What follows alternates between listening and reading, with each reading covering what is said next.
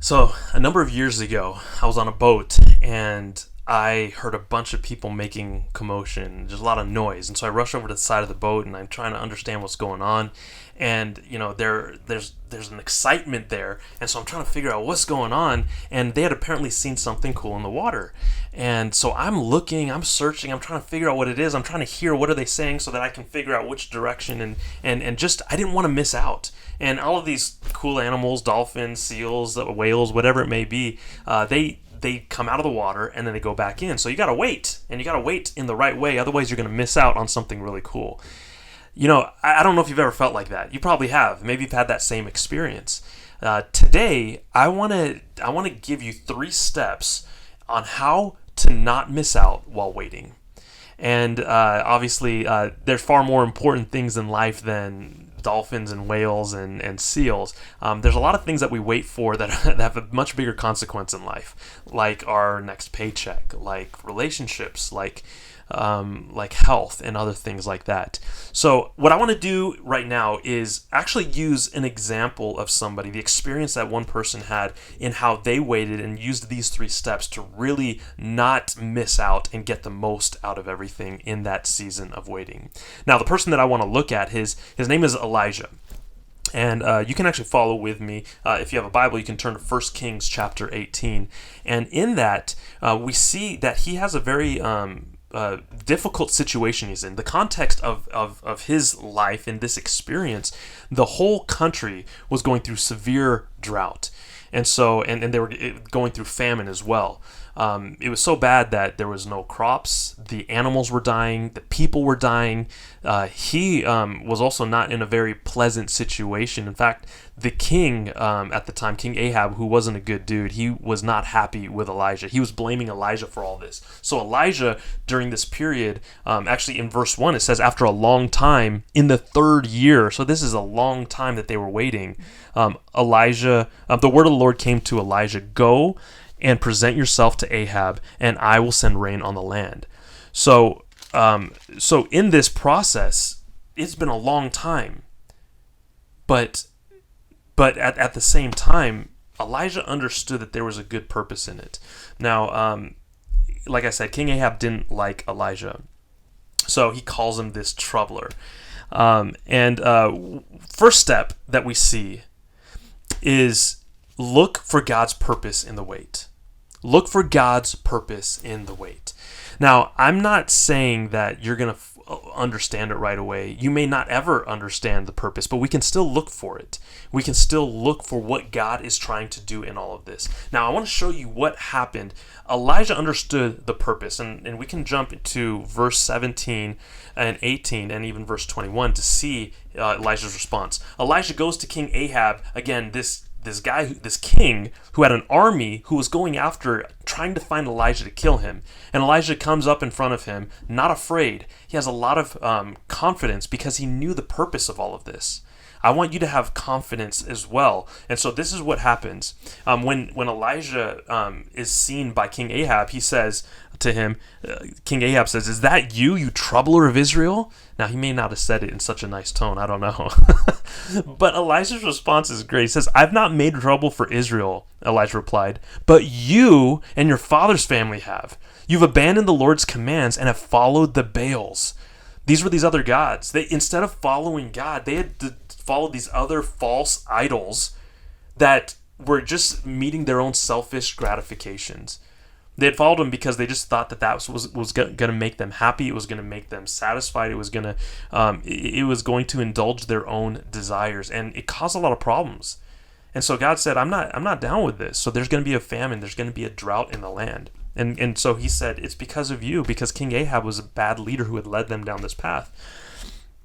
So Elijah says, "Now summon the people from all over Israel to meet me on Mount Carmel, and bring the 450 prophets of Baal and the 400 prophets of Asherah who eat at Jezebel's table." He says, look, we're going to have a showdown. We're going to figure out what's really going on. So Ahab brings in these people from all over the country of Israel. And so what Elijah does in verse 21, he went before the people and said, "How long will you waver between the two opinions?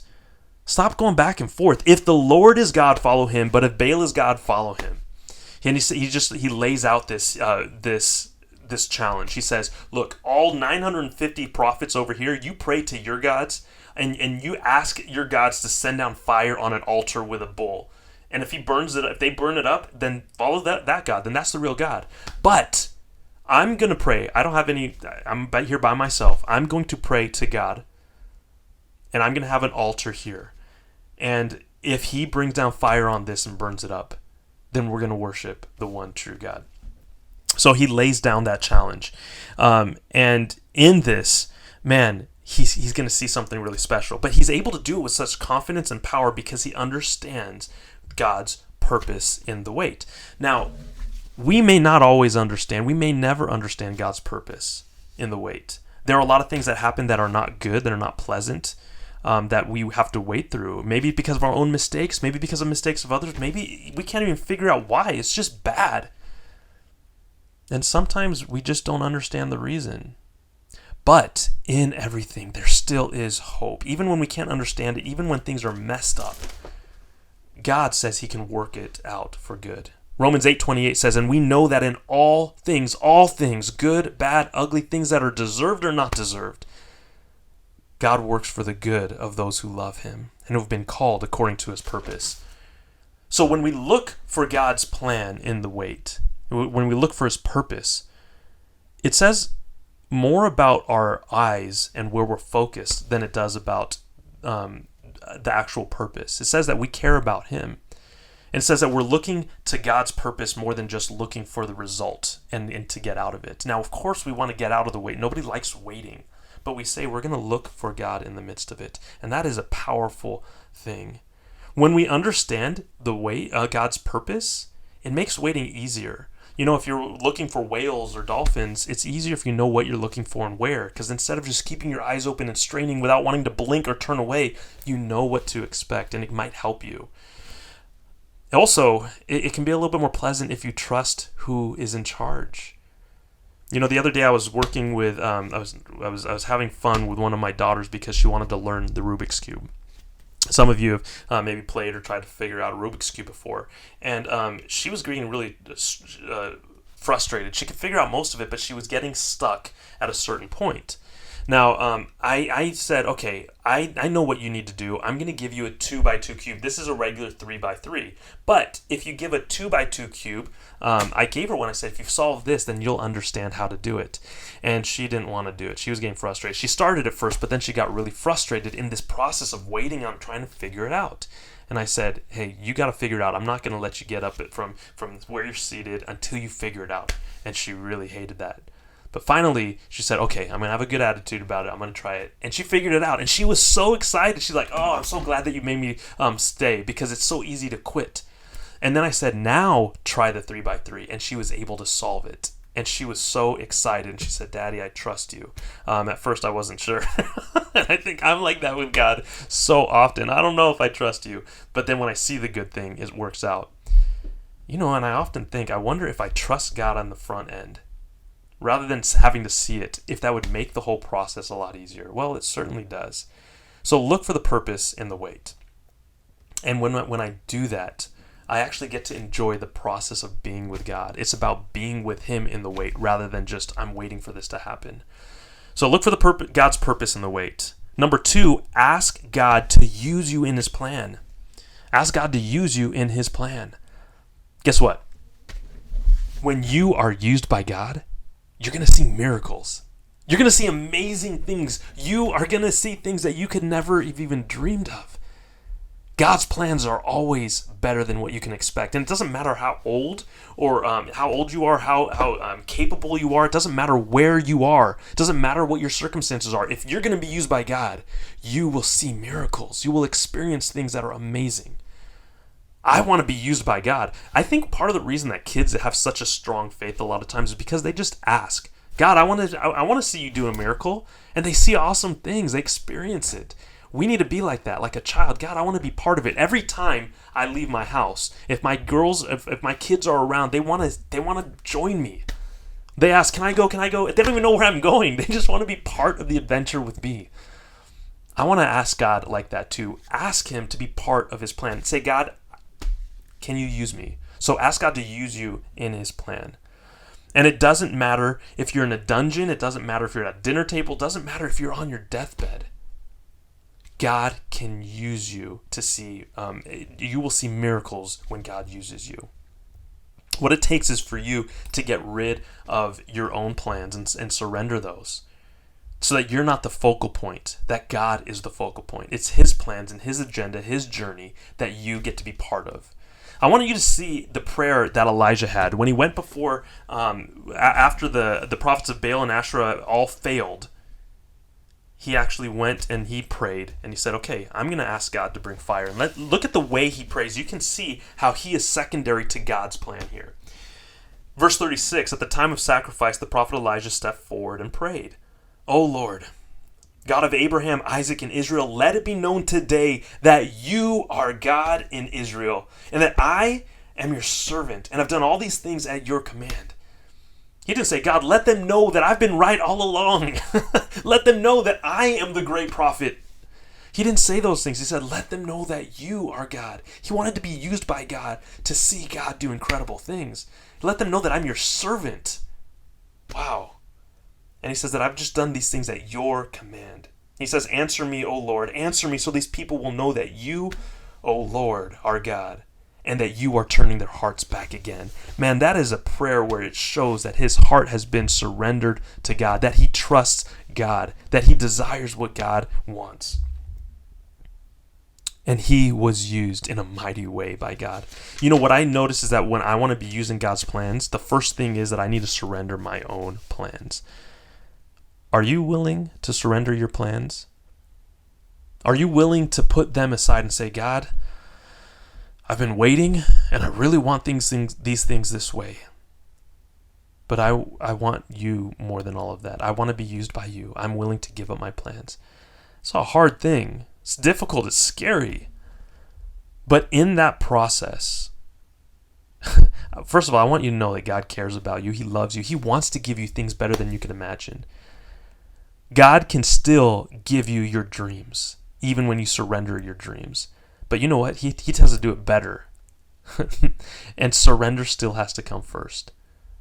So many times I look for this, say, God, I need this. And God says, nope, you got to look this other direction. But he gives something better, and it was a total different way than I could have ever expected.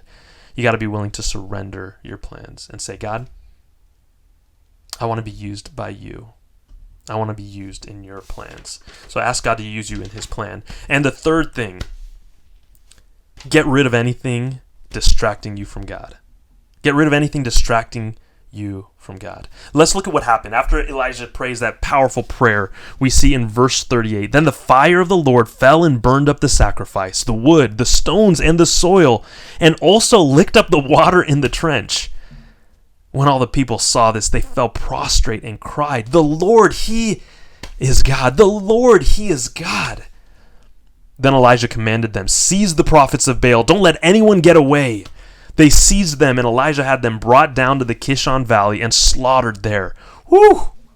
That's intense. That's harsh. Well, let me give you some background. These prophets were no saints here. These were people going after killing people who wanted to follow God. They were distracting and pulling people away from following God. And so Elijah said, look, let's get rid of all distractions. Let's not let them fester and grow and continue to be distractions. We do not need that. We do not want that. We will not accept that here. There are distractions in your life. There's distractions in my life, and we need to surrender those things and get rid of those things. Commit ourselves fully to God. If I want to be used by God, I need to first get rid of those distractions. And I'm not talking about people. We don't get rid of relationships, but we certainly change them. We don't kill people. We don't get rid of them. But some people we need to cut out as being influencers in our life. Some people we need to change the dynamic of that relationship. But most of the time, let me put it this way: the distractions usually come as the things that are around us. The toys, the things that catch our eye, the videos, the things that we're enamored with, the things that we give our time to. Are there things in your life right now that are distractions that are keeping you from being near God? Are there things that are keeping you from experiencing more of him? Are there things that are taking your heart away from him that are just easy to relax in rather than to go and spend time? Are you getting, let me put it in a different way. Are you getting good time where you feel like you're growing in your understanding of a God who loves you? Experiencing more of him? If not, then the question is, what's holding you back from that? What is it? And those are some of the things God speaks to me at times saying, for a season even, sometimes it's, hey, for a season, I want you to take this out because I want you to experience more of me. And this is keeping you from it. Sometimes it's learning something new. I like learning new things. And sometimes learning something new can be a distraction from actually spending time with God. So what are the things that you need to get rid of? So that you can be fully focused on him and fully committed to him. And I'm not saying that every moment of the day you need to be in prayer or reading the Bible. But we all know there are certain things, if we're willing to say, God, use me, then he starts to put these things in our heart. Well, there's certain things that you need to just let go of so you can spend more time so I can teach you how to do these things and teach you how to see these cool things. Here's the key. In this experience that Elijah had, the greatest miracle came after the showdown. It came after the great display of fire. That was just a turning point for the people. That's what helped them to turn away from their own past failures and mistakes, from their distractions. The great miracle came after the showdown. Rain came back into the land, and with it prosperity, hope, life, crops, the things that they had needed. This is what came. Elijah, and we look at this in verse 46. So actually, Elijah goes and he prays after this. And he tells King Ahab, okay, you better hitch up your chariot because there's going to be a bunch of rain that's about to come. In verse 45, meanwhile, the sky grew black with clouds. The wind rose. A heavy rain came on, and Ahab rode off to Jezreel. The rain came back into the land. And then look at this in verse 46. I love this. The power of the Lord came upon Elijah. And tucking his cloak into his belt, he ran ahead of Ahab all the way to Jezreel. Check this out. It's one little piece that comes at the end. You may have known this story and his experience already, but maybe you didn't catch the value of this. He waited and waited and waited for a long time. Even waiting for the rain, he prayed a number of times. But in that wait, as he was fully committed to the Lord, after getting rid of the distractions, guess what? He was filled with the power of the Lord. He was filled in a way that he was able to run faster than these chariots of Ahab. And it wasn't about having supernatural strength. But I do want you to know, look, when we're waiting, we get tired, we can get exhausted, we can get discouraged. God can give supernatural energy and strength and hope and power when we wait on him. But it takes being committed to him. Get rid of those distractions. So there are 3 things that I hope can help you, 3 steps that will help you in your wait to not miss out on great things. Number 1, look for God's purpose in the wait. Number 2, ask God to use you in his plan. And number 3, get rid of anything already distracting you from God. God doesn't want to just show you great things. He doesn't want you to just be a spectator of these whales and other things that are going on. He wants you to experience great things in the wait. He has better plans for you and for the world around you than you could ever dream or imagine. So I want to ask you, will you ask God to use you? Will you ask him to use you? Will you ask him, God, I want to use you no matter what it takes, no matter what distractions I need to get rid of. I'm going to trust that you have a plan. I'm going to trust that you are going to lead me through this. I hope that this helps, and I hope that you take on this challenge this week. Find a way to get some time with God and tell him, God, I want to be used by you no matter what it takes. Use me for your plan.